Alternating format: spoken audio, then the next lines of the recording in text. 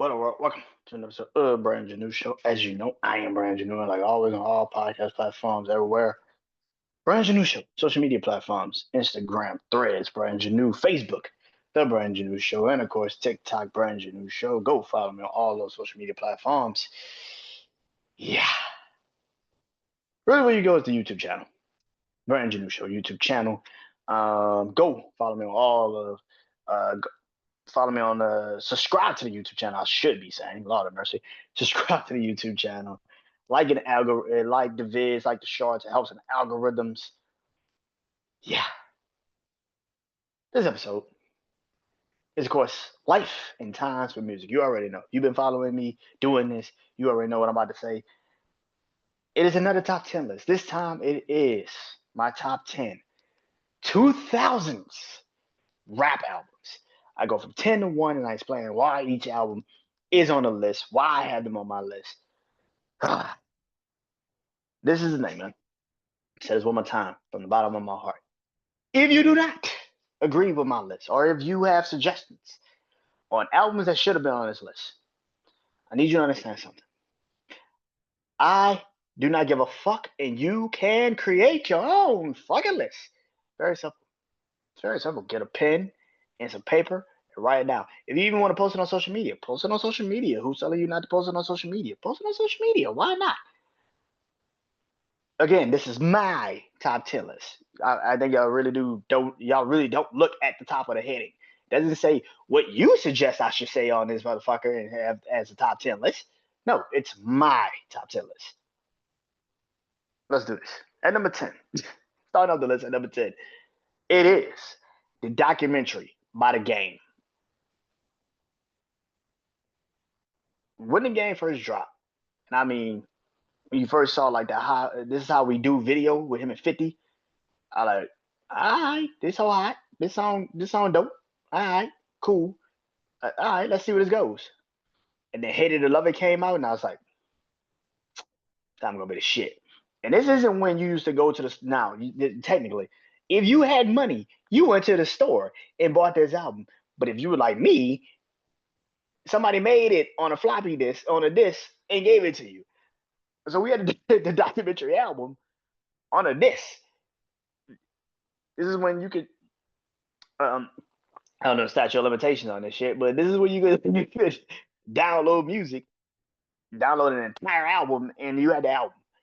So the Game documentary, when it first came out, man, we used to play that album every day during the summer. Every day during the summer, man. So yeah, man. I will always love this is how we do it.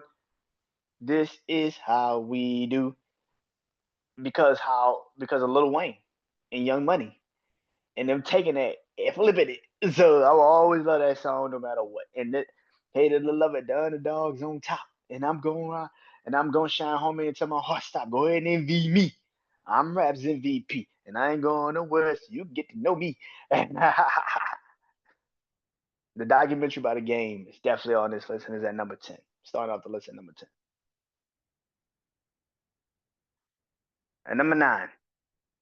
At number 9. It is Paper Trail by T.I. I fuck with this album. Fuck with this album. This is another one. I did not have to go buy. I did not have to go buy this album in the stores. Thank the gods. But I remember when this album came out, and this bitch was everywhere. This shit was fire. I fuck with Paper Trail. I fuck with Paper Trail hard, man. This shit is a dope ass album. Swagger Like Us. Live Your Life with him and Rihanna. Dead and Gone with him and Justin Timberlake. But there's other songs on here. Like My Life Your Entertainment with him and Usher. No matter what. Uh Swing Your Rag with him and Swiss. What's up? What's happening? All you haters to get at me, cause I hear you, and man, look here, man. When that don't drop, oh, that bitch was fire. Oh, that dude fire. Yeah, man. Paper Trail by T.I., man. That shit was, bro. Fire, bro. That's a number 9. Number 8. Number 8. It is. Port of Miami by Rick Ross. There are a lot of albums that came out around this time that I vividly remember when the album came out and when I first started to listen to the album. This is one of those albums. Rick Ross. The first time I actually heard Rick Ross was on Boys in the Hood. Remember the Boys in the Hood group with Jody Breeze, Big Duke, Gee, and Jeezy. The first time I ever heard him was on a song called Bitches and Prisons, something like that. Bitches in Business. So when I first heard that, when him on that, he was the first person on that bitch. He killed that shit. He killed that verse. And then he drops hustling. And you like, whoa. Like every day I'm hustling and you like, that cannot be the same fucking dude. It's the same fucking dude. Port of Miami was the shit, bro. This is one of those albums I actually listened to from front to fucking back. Like this is when I really became like an album guy. This was one of those first albums I listened from front to back. And every song was a smash to me. Every fucking song, bro, on that album was fucking fire to me. Every fucking song, bro. I'm a G with him and Wayne. You had, of course, Hustling. You had the Hustling remix with him, Jeezy and Hove. You had what else on that fucking album, bro? Shit. Um, for the Low, him and Jazzy Fake, bruh. Uh, where my money? I need cash, nigga. Where my money? I need cash, nigga. Where my money? Yeah, man. Part of Miami was that shit, bro. Part of Miami was that shit, bro. Yeah, man. And that's at number 8, bro. Number 7, it is Stangonia by Outkast. Yes, I feel it already. I know, focus Outkast at number 7. What the fuck is that? Yeah, I feel it. I got you. Understood. Calm it the fuck down. Some of their biggest hits came off of this Stangonia album. Let's be real. Like, So Fresh and So Clean, Miss Jackson, a lot of Bombs Over Baghdad. Like, bro, a lot of hits came off of this Stangonia project, bro. Like, it's not just a album; it's the album. One of Outkast's best albums that they ever put out. And in the 2000s, what they hit in 2001, man, nobody can tell you shit about Outkast. Outkast was the shit, bro. This is before Hey Ya and all this shit. This is before they actually kind of split up, even though they were still together, but they were split up a little bit. But Stangonia, you would never know it because Big Boy and Andre, they just like I always said, man. I love Andre 3000. I love Three Stacks. Three Stacks is one of the greatest rappers to ever do it. But I feel like people also sleep on Big Boy, and I don't like that people sleep on Big Boy, man. I think they truly treat Big Boy like he's just a guy that's just there, like he was just a part of Outkast, like he wasn't. Him and Three Stacks didn't have impeccable chemistry in that group, and I hate that people treat Big Boy like he was just some guy.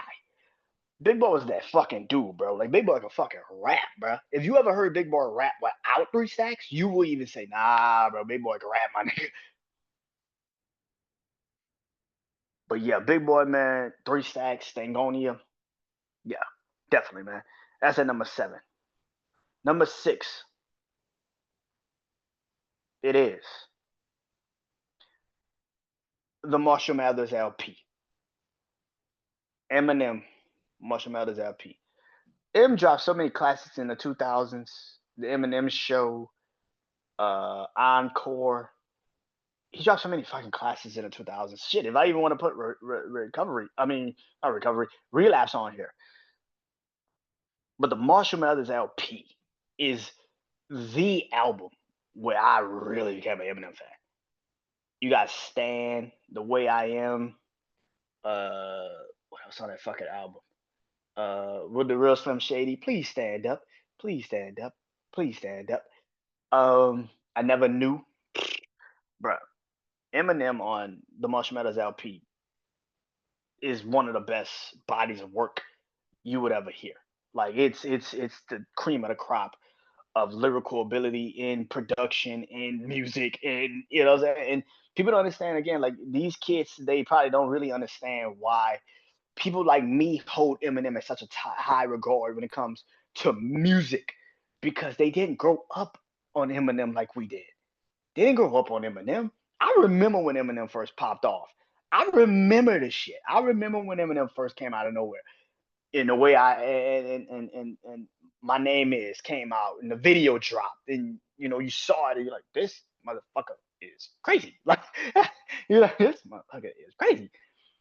And then you hear cleaning out my closet the next time you hear him and all these other songs, you're like, this shit is nuts. And I have literally said on numerous occasions that Stan is one of my favorite rap songs of all time.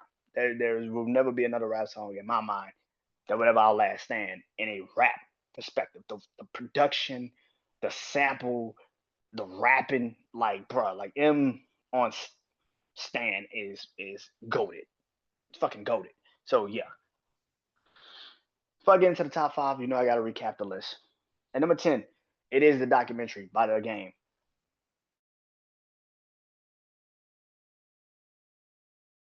Port of Miami by Rick Ross. Number 7, Stangonia by Outkast. Number 6, The Marshall Mathers LP by Eminem.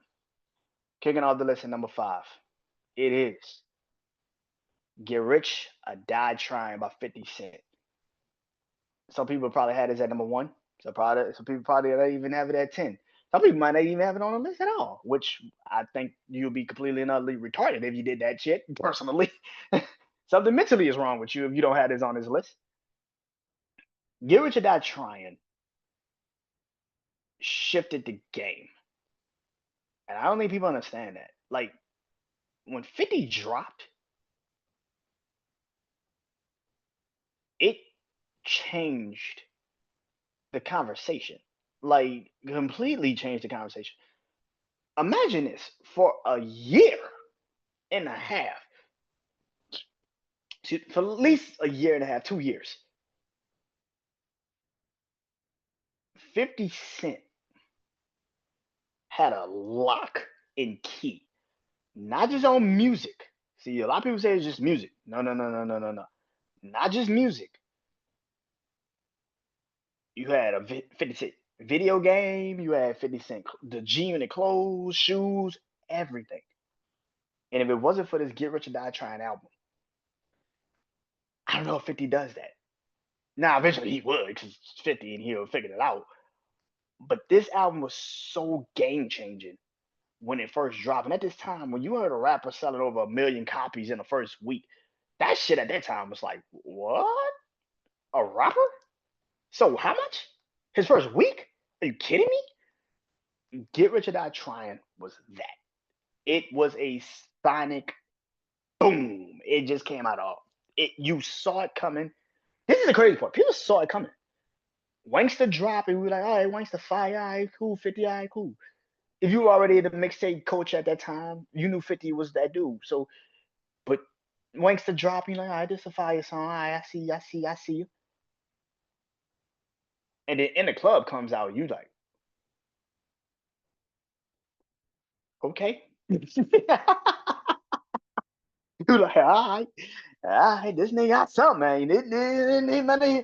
And then Get Rich or Die Trying drops, and it's just like, boom, it comes out of nowhere. That is, I don't say it came out of nowhere, but I think the impact on it came out of nowhere. 21 Questions, uh, 21 Questions, In the Club, Mini Men. Bro, it was so many fucking hits off that project. I go back and look. What up, blood? What up, cuz? What up, blood? What up, gangsta? Boy, that first song, that What Up Gangsta. Oh my god, that beat drop. Oh, my god, bro. When that beat drop, oh my, you like, yeah, nigga, this he like, yeah, nigga. By the time you get to the, we don't play that. We don't play that G Unit. We don't fuck around. Oh my, yeah, man. Here is a guy trying with that shit. Oh my god, 50 had a lock and key on the game for a good 3 years.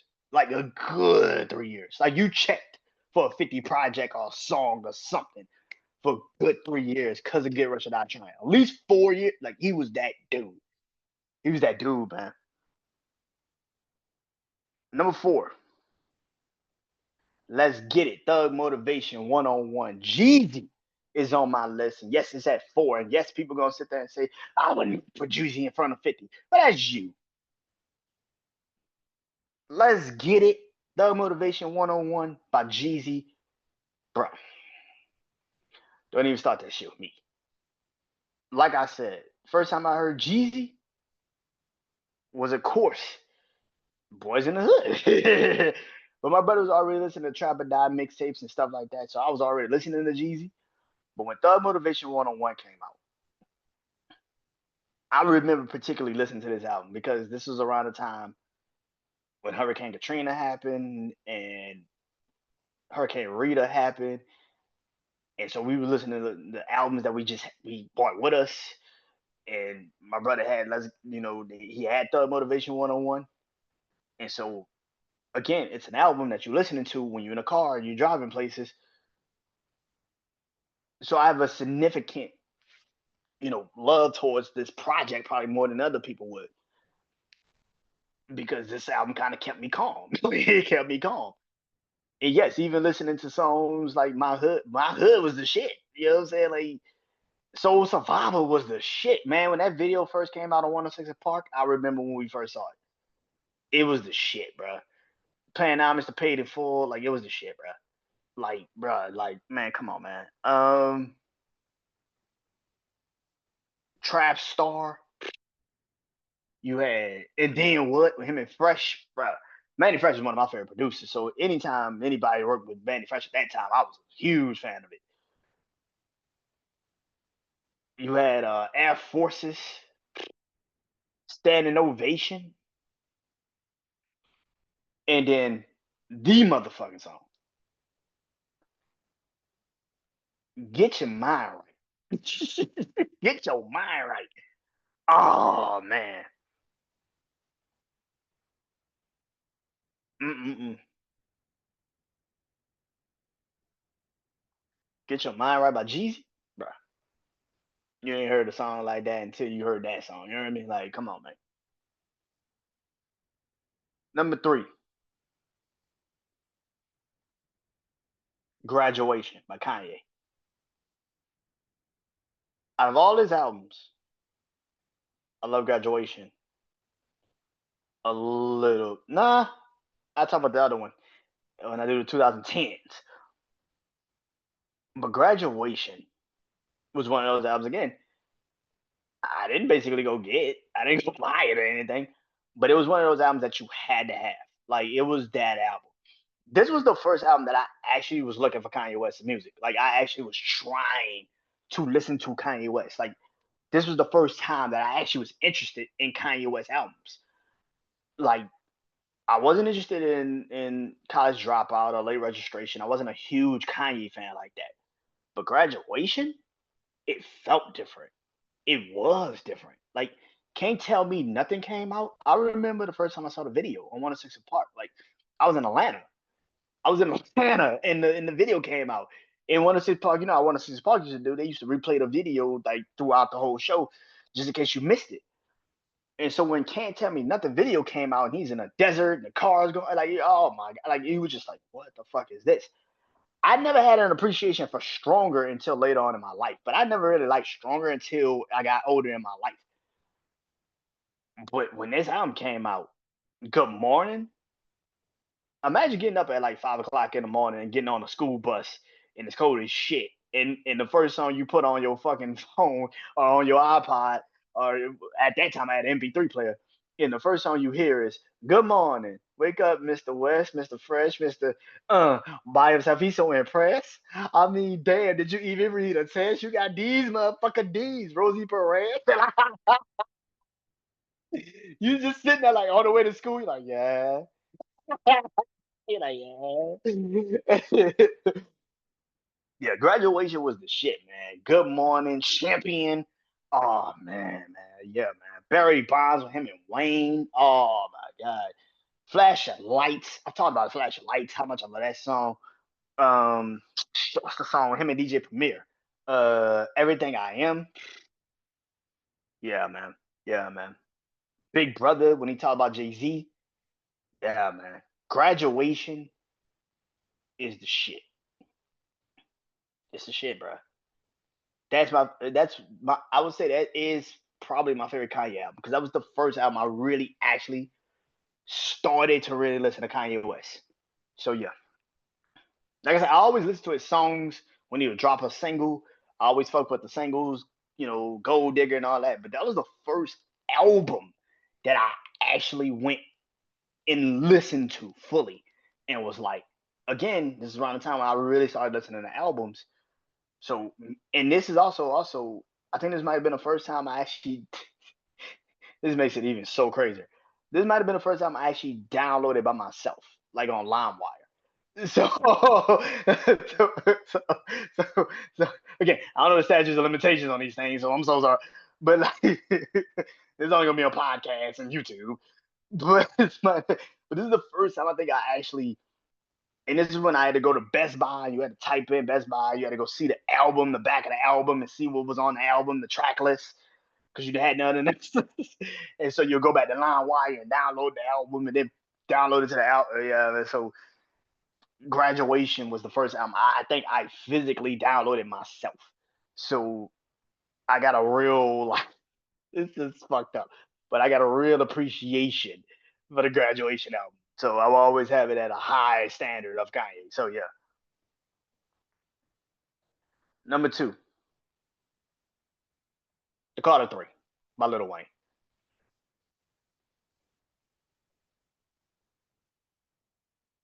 I love The Carter Two more than The Carter Three. I always would say that. But for this purpose of this list, I will be honest and say The Carter Three. When you actually go back and listen to it, if Get Rich or Die Trying was crazy to sell a million, over a mil in 2008 when Wayne finally dropped The Carter Three, because this shit was anticipated for like 2 years. When he finally dropped it, after all of the leaks and all of the things that was going on, when he finally dropped it, for it to still have that much anticipation and it still sold like it sold, fucking crazy. Three P, Mr. Carter, a Millie.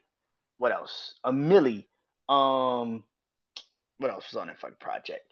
Phone Home, Tie My Hands, Mrs. Officer. Bro, this man had so many fucking hits. It's ridiculous. Like the Lollipop, like bro, he had fucking hits off that bitch, bro. Like the song with him, Jewels and Fab, which reminded me of like when he did 6 Minutes of Death for Cassidy and Fabulous back in the day. He just replaced Cassidy with Joel Santana. Like, bro, that Carter 3 project with the anticipation in the actual album dropping, and it was fucking fire. This is one of those albums that everybody anticipated, and it actually lived up to the hype. It actually lived up to the hype. That's the difference. Nowadays, people look forward to an album, and because you just like the artist, you hype the album. The Carter 3 has actually was hyped for like 2 years. It dropped, and it still was fucking good. Like you were like, oh no, this shit is what it is. This shit is what it is. It's fire. You have people that literally say this is their favorite Lil Wayne album because this is probably their favorite Lil Wayne album. I do not disagree. Now, me personally, I've been listening to Wayne since I was a child. So I like I said, I got the Carter 2, but the Carter 3 is right after it. Like I think the Carter 2 is way better. I won't say way better, but the Carter 2 is to me his best album. But the anticipation and the actual follow up of it, like I said, now people have hype, and they drop an album, and the hype doesn't match the album. This was the one album that actually had the hype, the fanfare, everything, and it actually matched the fucking album. It's just like and the album actually matched everything.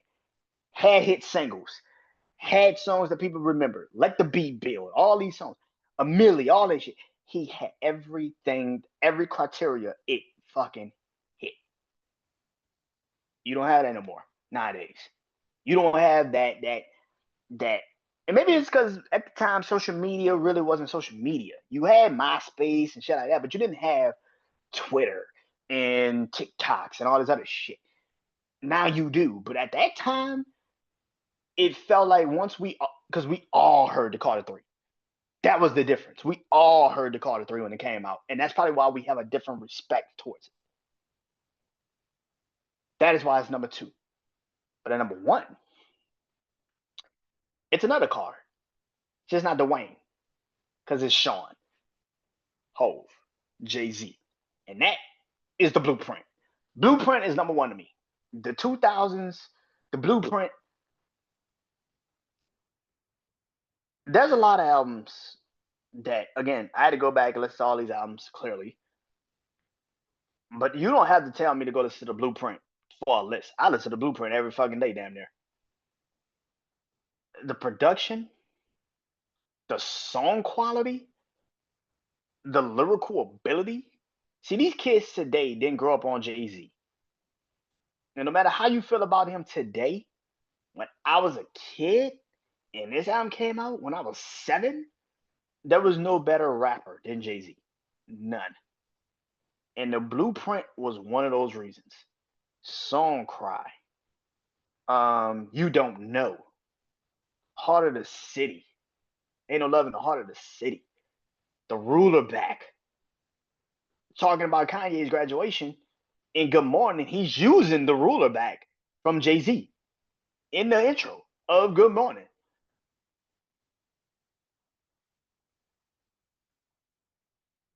You had Renegade with him and Eminem. Oh my God. Bro, come on, man. Come on, man. Come on, man. Come on, man. The Blueprint. Girls, girls, girls, girls, girls. Oh my God. Put your number on this paper because I would love to date you. Holla at you when I come on tour. Bruh. The Blueprint by Hov is a landmark of music. And I don't think people truly give it the proper respect. And I get if you say the Black Album is your favorite album because that is your preference. But the Blueprint, even if you say Reasonable Doubt, American Gangster, 444. But the Blueprint to me is my favorite Jay-Z album. My favorite Jay-Z album. I'm cool with it if he never drops another album. He's dropped a lot of great music in his time, in his career. The Blueprint is one of those examples.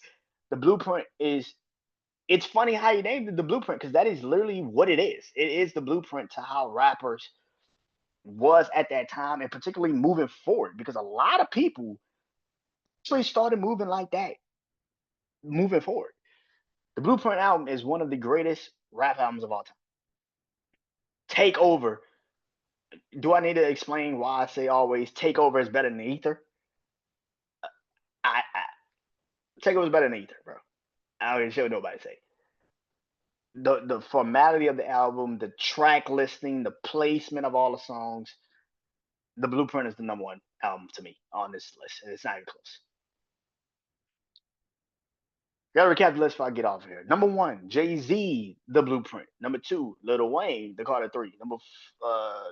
Number three, Graduation, Kanye West. Number four, Thug Motivation, 101, Jeezy. Number five, Get Rich or Die Trying by 50 Cent. Number six, Marshall Mathers, LP, Eminem. Number seven, Stangonia by Outkast. Number eight, Port of Miami by Rick Ross. Number 9, Paper Trail by T.I. And number 10, The Documentary by The Game. Next week, it is my top 10 album. So that means any album, don't matter if it's hip hop, R&B, rock and roll, whatever, stay on alert for that album because that is coming next week. Until then, man, I am Brandon Janeau. This has been Lifetime's Music, my top 10 list of the 2000s rap albums to me, according to me, and I'm out. Peace.